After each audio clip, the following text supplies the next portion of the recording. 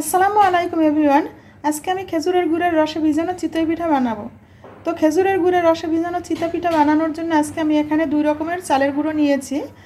এটা আতপ চাউলের গুঁড়া এবং এটা সিদ্ধ চাউলের গুঁড়া। তো আমি পরিমাণ মতো এখানে চালের গুঁড়া দুইটা মিক্স করে গোলাটা তৈরি করে নেব। এখন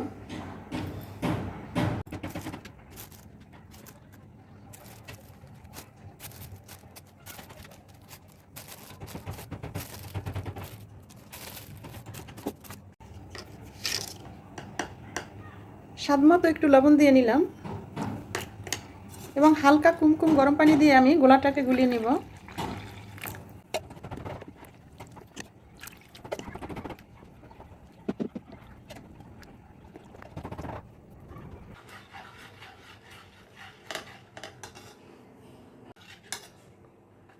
আমি এখন চালের গুঁড়ির গোলাটা তৈরি করে নিয়েছি। এরপর আমি পিঠাগুলো ভাজি করে গুড়ের রসের মধ্যে ভিজাবো।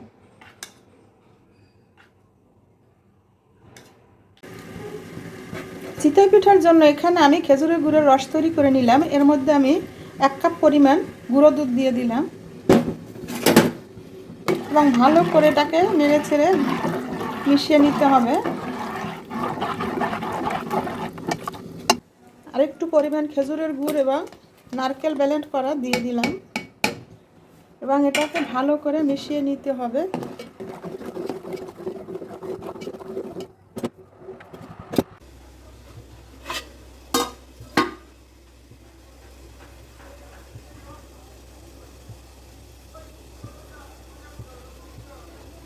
গুড়ের রস আমি জাল করে নিলাম।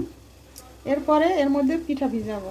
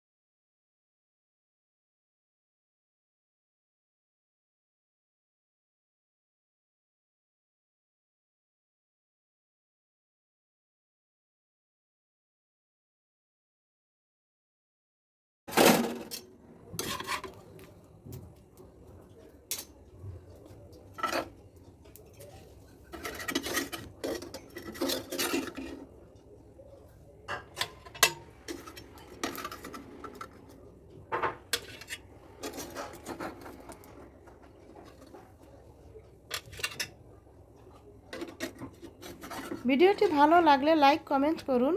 এরকম আরও নতুন নতুন ভিডিও পেতে আমার চ্যানেলটি সাবস্ক্রাইব করে পাশে থাকা বেল আইকনটি ক্লিক করুন।